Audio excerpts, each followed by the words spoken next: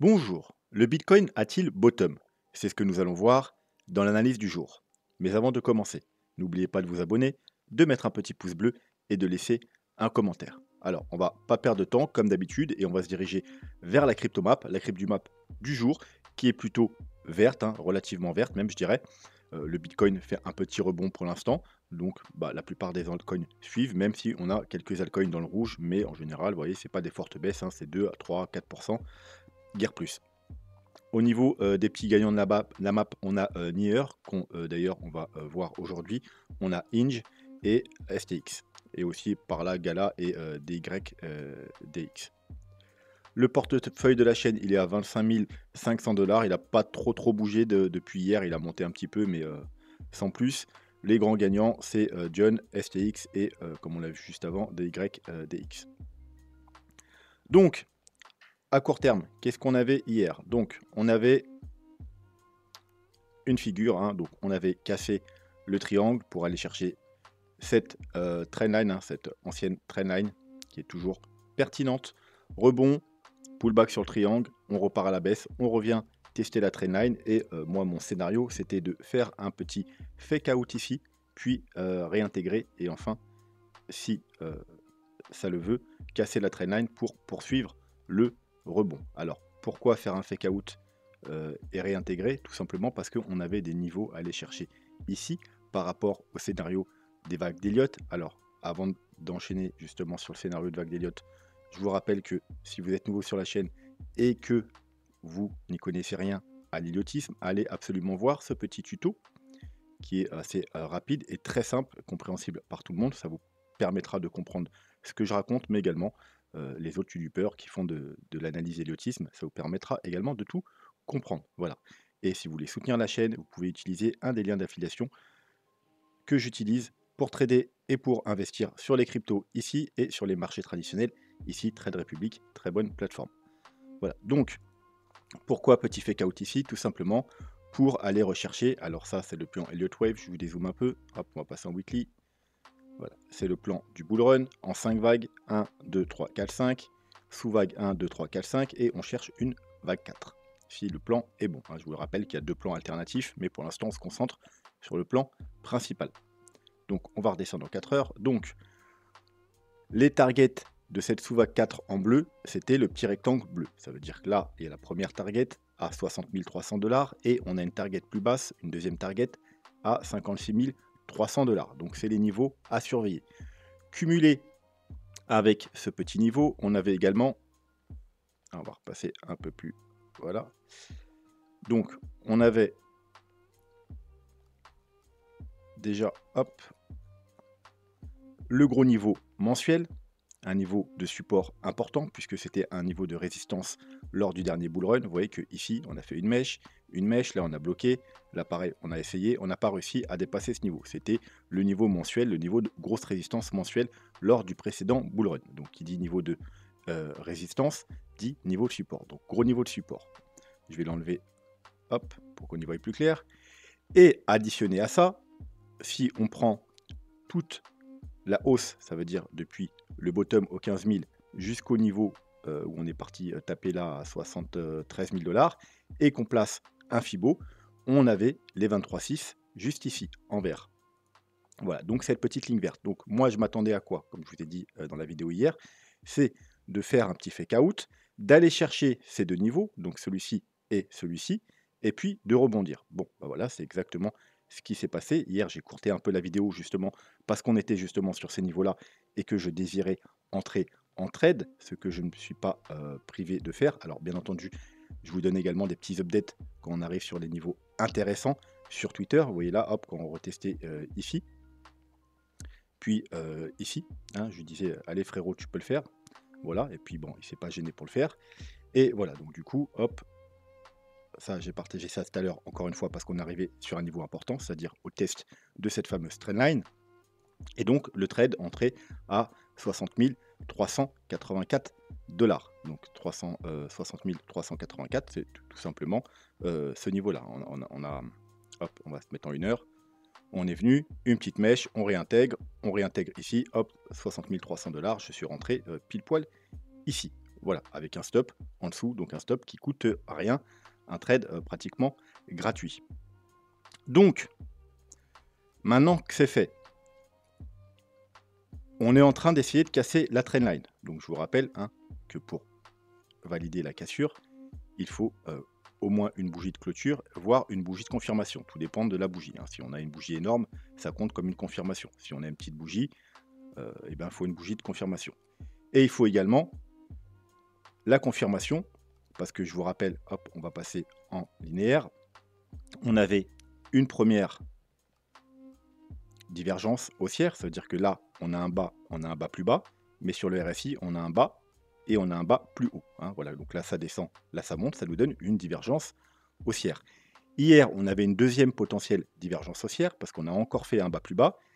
Et alors hier, vous voyez, on était légèrement plus haut. Et je vous ai dit que on va probablement descendre. On va probablement annuler cette divergence pendant un moment. Mais si le rebond il est assez rapide, eh bien, au final, on aura quand même la divergence. Donc là, vous voyez qu'on a clairement un bas. Et là, qu'on fait un double bottom. Donc ça compte également pour une divergence puisqu'on n'a pas été plus bas. Hein.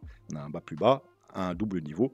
Donc la divergence est toujours en cours. Maintenant, pour valider cette divergence, il faut casser ce niveau-là, c'est-à-dire la base de la divergence, ce qu'on est en train d'essayer de faire. Attention, là pour l'instant, effectivement, on l'a cassé, mais le RSI marche avec les clôtures, hein, comme pour la divergence ici. Si d'ici 4 heures, on réintègre, eh bien, là, ce qui dépasse, ça va réintégrer et on n'aura pas, cassé. Hein. Donc, il faut attendre la clôture de la bougie pour vraiment valider et activer cette divergence. Voilà, donc pour le moment, tout va bien. Le scénario s'est mis en place parfaitement comme je l'attendais.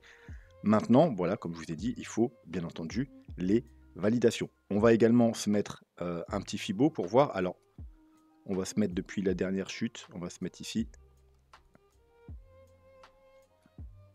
Voilà. Et comme vous pouvez voir, là, on arrive pile poil sur les 0,382. Donc, c'est un niveau clé. Si on arrive à casser les 0,382, on a de fortes chances d'aller tester tout simplement la zone. Alors, j'ai quand même vérifié parce qu'on est peut-être en logarithmique. Ouais, voilà. Hop. Donc, les 0,382 sont légèrement plus hauts. Si on arrive à casser les 0,382, il y a de fortes chances d'aller rejoindre la zone de rechargement de short qui correspondrait eh bien, à un nouveau pullback, hein, si on y arrive, sur le bas du triangle. Alors bien sûr, ici, il faudra être prudent. Si tout le monde commence à s'exciter, bah, c'est sûrement pas là qu'il faut s'exciter. C'est ici ou à la rigueur ici. Puisque, voilà, ça fera encore une double résistance. On aura le bas du triangle et la zone de rechargement de short. Voilà. Et puis si on passe cette zone, normalement, tout va bien. Je pense qu'on ira faire des nouveaux plus hauts. En cas de rejet, voilà, si ça ne marche pas, si c'est un fake out et qu'on redescend à la baisse, alors il y a deux possibilités. Soit on va faire peut-être, on peut faire effectivement le scénario du double bottom, voire même aller un petit peu plus bas. Pourquoi pas? Parce qu'on n'a toujours pas. Alors je vais vous mettre une ligne. Hop. Voilà, vous voyez cette mèche ici, hein, il y a de la liquidité qui traîne ici, hein, également ici, vous voyez, parce qu'il y avait une structure de triangle hein, qu'on pouvait acheter. D'ailleurs, on s'en était pas privé, rappelez-vous à l'époque, hein, on avait pris le trade ici, le rectangle vert avec les TP ici. Donc tout ça, ça met de la liquidité. Là également, donc sous ce niveau, il y a de la liquidité qu'on n'a pas été chercher. Alors, qu'on n'a pas été chercher sur le spot. Si vous prenez les graphiques en futur, il y a plusieurs plateformes de futur, notamment le CME, où on est venu prendre cette mèche-là. Donc on a pris cette liquidité. Alors, est-ce que c'est suffisant ou pas? J'en sais rien. Mais en tout cas, voilà, il faut être conscient quand même que sur les graphiques spot, en tout cas, on n'est pas venu chercher ce petit niveau où il y a de la liquidité qui traîne. On a pris ce niveau-là, ce niveau-là, ce niveau-là. Ça, c'est bon, on a bien nettoyé quand même. Il y a ce dernier petit niveau qui a été pris seulement sur les futurs. Voilà, donc ce qui pourrait se passer, on pourrait rechuter, faire un double bottom avec une petite mèche, hein, un léger plus bas juste pour prendre cette liquidité et repartir à la hausse. Ou alors, bien évidemment, on pourrait également aller chercher la target suivante, c'est-à-dire les 56 000 $, où il y a pas mal également de support vers ce niveau. Bien entendu, c'est si le scénario est bon, comme je vous ai dit, il y a deux autres scénarios. Je vais peut-être vous les montrer rapidement pour ceux qui n'ont pas vu les précédentes vidéos. Hop, si je ne me trompe pas. Voilà, donc il y a celui-ci qui est le scénario le plus bearish du coup, hein, qui dirait qu'on a déjà fait 1, 2, 3, 4, 5, et que là on est de coup dans la correction d'une plus grosse vague. Et alors là, bien entendu, les targets sont beaucoup plus basses. Ça nous donne des targets de 54 700 et de 49 000. C'est un scénario plus bearish qui nous donnerait un bull run qui se finit plus tôt que l'autre scénario avec des targets de 100 000 à 130 000 dollars. Et on a à l'inverse le scénario le plus bullish, on va dire lui c'est le scénario du milieu, mon scénario principal. On a le scénario plus bullish, si je le trouve, voilà, qui est ici. Alors toujours, hein, les 5 vagues haussières en jaune, hein, mais là seulement on a fait 1, 2 et on est seulement dans la 3. Vous voyez, on n'est pas dans la 4 comme mon scénario principal. On a fait juste une sous-vague et c'est un scénario beaucoup plus bullish avec un bull run plus long et avec des targets beaucoup plus hautes, de l'ordre de 300, 400, voire 500 000 dollars. Voilà, donc bien entendu, c'est pas le scénario que je privilégie, mais il est quand même viable et voilà, c'est pour ça que je vous le montre quand même.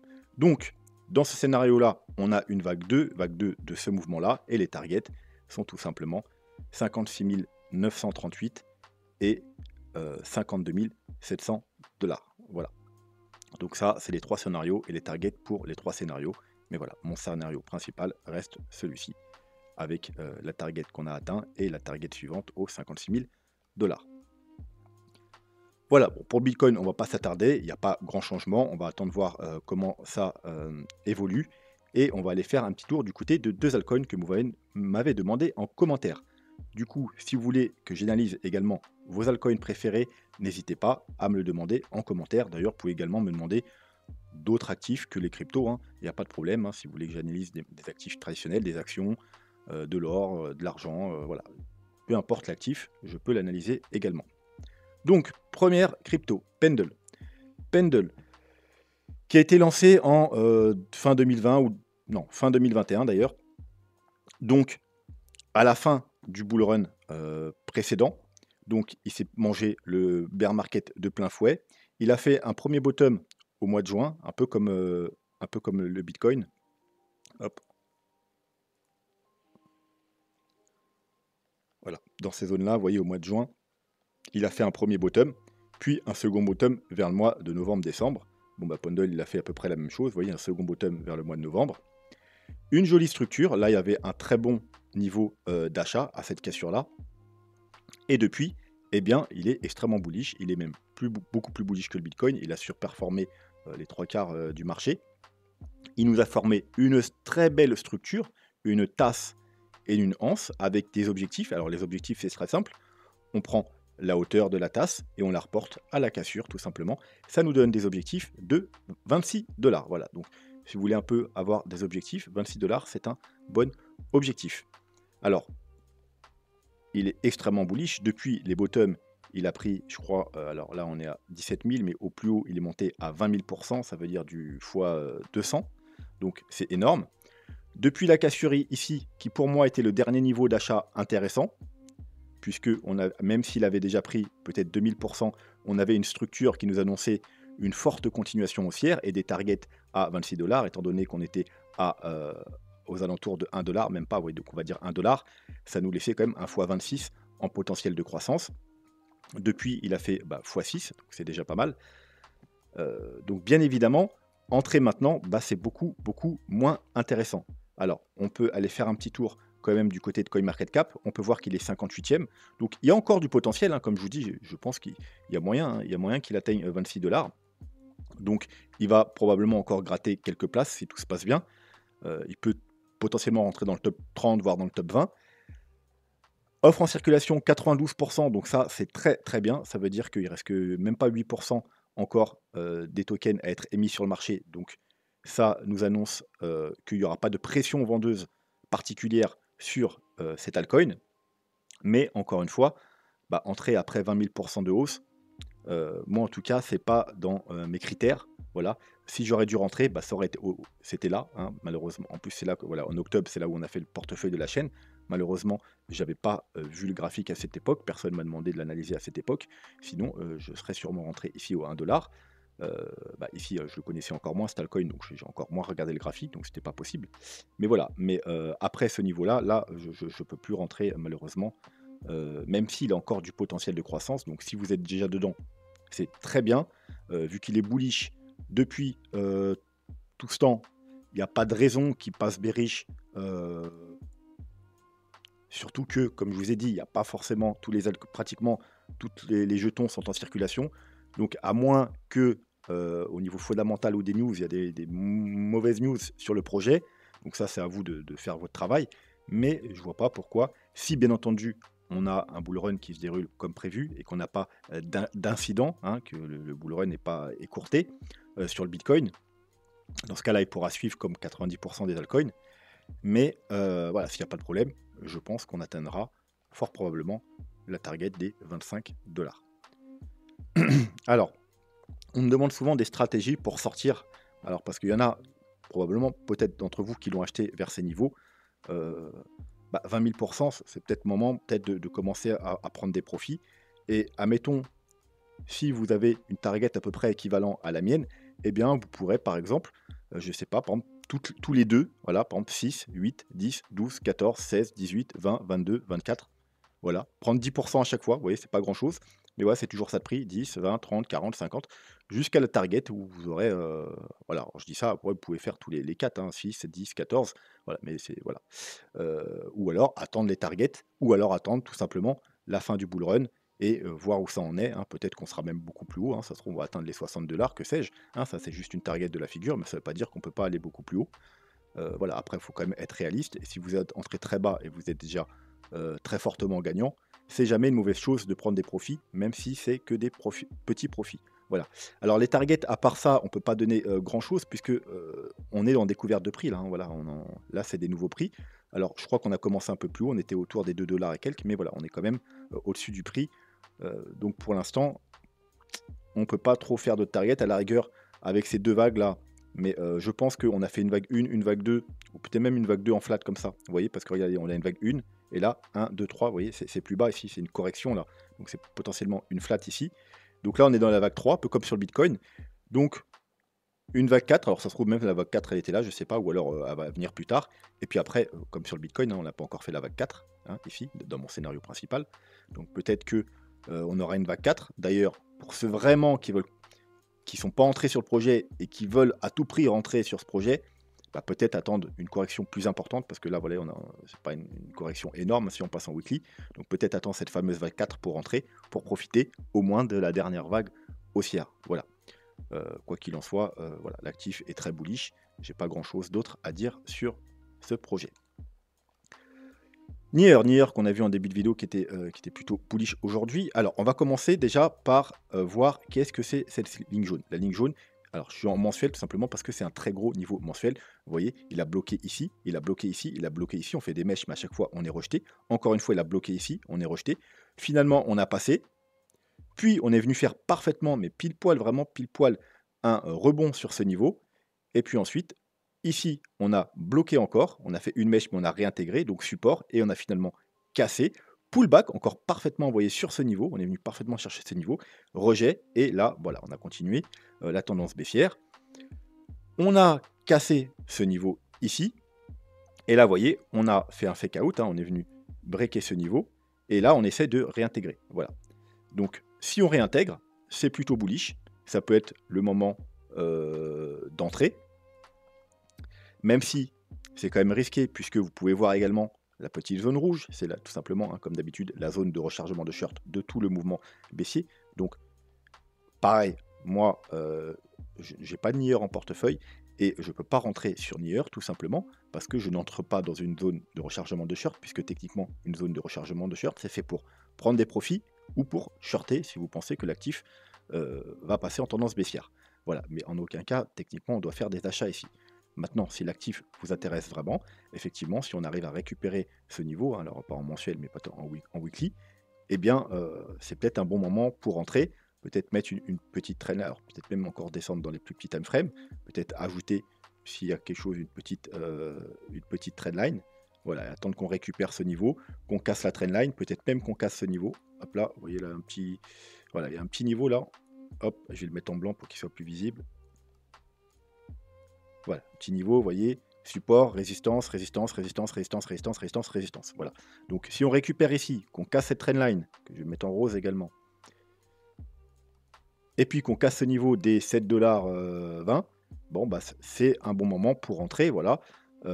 sur New York. Attends, encore une fois, voilà, techniquement, pour les investisseurs, c'est pas une bonne zone pour rentrer. Voilà, la zone pour rentrer, c'était forcément la meilleure zone, c'était quand on avait cassé cette petite trendline baissière ici.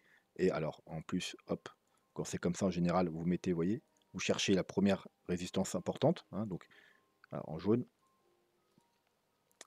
support, support, hop, résistance, résistance, voilà. On casse la trendline, on valide par la cassure de la première résistance, et là c'est le bon moment pour rentrer. Pour les retardataires, il y avait encore, alors après, en général, le mieux c'est de se mettre un Fibo, hein, on se met un Fibo, toujours. On le met en logarithmique, hein, quand c'est des chutes importantes, 90%, il faut absolument se mettre en logarithmique, sinon ça n'a ni queue ni tête, ça ressemble à rien.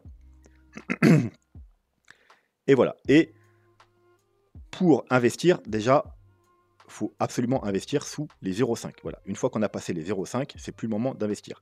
Et encore mieux, si vous voulez vraiment un prix d'intéressant, c'est au maximum au 0,382. Moi, par exemple, ma stratégie, c'est j'investis que lorsqu'on est en dessous les 0,382 ou au 0,382. Et même au 0,5, moi, j'investis pas. C'est encore un niveau intéressant. Donc, par exemple, là, on est venu le rechercher. Donc, cette petite mèche-là qu'on a faite, on est venu tester, vous voyez, ce niveau-là, c'était un niveau intéressant pour passer à l'achat, encore les 0,5. Mais voilà, moi personnellement, j'investis pas quand on passe les 0,382. Donc là, en plus, on avait une petite trendline baissière, on avait une jolie correction. Hop, si j'aurais dû investir sur ce projet et que j'avais loupé les points d'entrée ici, je serais rentré là avec cette petite baisse, hein, une baisse, je dis petite baisse, mais voilà, il y a quand même 43% de baisse. On casse la trendline, on va passer en 3 jours, voilà. Hop, un joli petit W ici, on casse la trendline, on casse ici, voire même un pullback. Donc les 3 $, c'était un très bon moment pour entrer. Voilà, maintenant je trouve que c'est un peu tard, puisque comme je vous ai dit, pour l'investissement, techniquement, on n'investit pas sur un actif qui est dans sa zone de rechargement de short. Maintenant, si vous croyez vraiment au projet et que vous pensez qu'il y a du gros potentiel et qu'on va aller faire des nouveaux plus hauts, eh bien, voilà, comme je vous ai dit, il y a un petit timing pour rentrer ici. Alors, on va faire un petit tour sur CoinMarketCap. Il est 18e, hein, donc par contre, voilà, il a quand même une croissance limitée vu qu'il est déjà dans le top 20. On a offre en circulation. Alors, il n'y a pas en pourcentage, donc off total, machin. Bon, pareil, il y a plus des 3 quarts des tokens qui sont déjà en circulation, donc c'est une bonne chose également. Il n'y aura pas trop de pression vendeuse de ce côté-là, c'est une bonne chose. Il est disponible sur tout un tas de plateformes, donc il n'y a pas de problème non plus de liquidité. Et voilà. Après, un autre petit truc que je voulais vous montrer, alors ça c'est juste par rapport à hier. Vous vous rappelez, hier, je vous ai parlé des altcoins, que en général 90% des altcoins suivent le Bitcoin, mais il arrive que il y a peut-être 5 ou 10% des altcoins qui peuvent faire leur petit bout de chemin tout seul. C'est pour ça que hier, parce qu'on parlait de nouveaux altcoins qui sont sortis pendant le bull run, je vous ai dit qu'ils peuvent aller en contre-tendance. Et donc là, on a un très bon exemple. Donc, comme ça, je vous montre un exemple. C'est toujours bien de imager un peu ce qu'on raconte. Voilà. Donc là, bon, il est sorti, vous voyez, en milieu de bull run. Il a fait un premier top en mars-avril, exactement comme le Bitcoin. Vous voyez, mars-avril, premier top. Puis une correction et un deuxième top au mois de novembre. Bien, regardez. Donc, premier top, correction et deuxième top, vous voyez, vers le mois de novembre. Mais ensuite, il s'est passé quoi pour le Bitcoin et les 90% du marché? Eh bien, bear market tout de suite. Alors que lui, il a fait une petite correction et il a fait un nouveau top au mois de janvier, alors que tout le marché était en crash. On va aller voir au mois de janvier, mois de janvier. Voilà, c'était là, vous voyez, là, c'était là. Donc, après une grosse chute hein, qui passait de 70 000 $ à 30 000 $, après 50% de baisse sur le Bitcoin, lui, au contraire, eh ben, il a fait pratiquement 50% de hausse, c'est ça? Oula. Il a même fait 200% de hausse. Donc vous voyez, il allait à totale contre-tendance. Puis après, il a commencé, voilà, après plusieurs mois de contre-tendance, il a commencé lui également son bear market. C'est pour ça que je vous dis, c'est vrai que la plupart des altcoins suivent le Bitcoin, mais il arrive aussi que certains altcoins, notamment les nouveaux altcoins qui sont lancés, par exemple, dans ce bull run, les altcoins qui ont été lancés dans ce bull run, c'est pas parce que le Bitcoin, au bout d'un moment, il va trouver un top de marché, que ceux-là, ils vont également trouver un top. Ils pourraient encore monter pendant quelques mois pour finir leur propre bull run. Et à l'inverse, il y a des altcoins qui ont commencé leur bull run prématurément par rapport au Bitcoin et pourraient très bien finir avant le top de marché du Bitcoin. Voilà, donc c'est bien toujours d'aller voir le Bitcoin parce que c'est lui qui lead le marché et 90% des altcoins, mais il y a toujours des exceptions, des petits altcoins par-ci par-là qui font leur petit bout de chemin tout seuls, comme des grands. Voilà, donc n'hésitez pas, si vous avez des questions, ça se passera en commentaire. Si vous n'êtes pas abonné, qu'est-ce que vous attendez? C'est le bon moment. Et voilà, moi je vous retrouve demain pour une nouvelle vidéo. Je vous dis à bientôt, tchuss.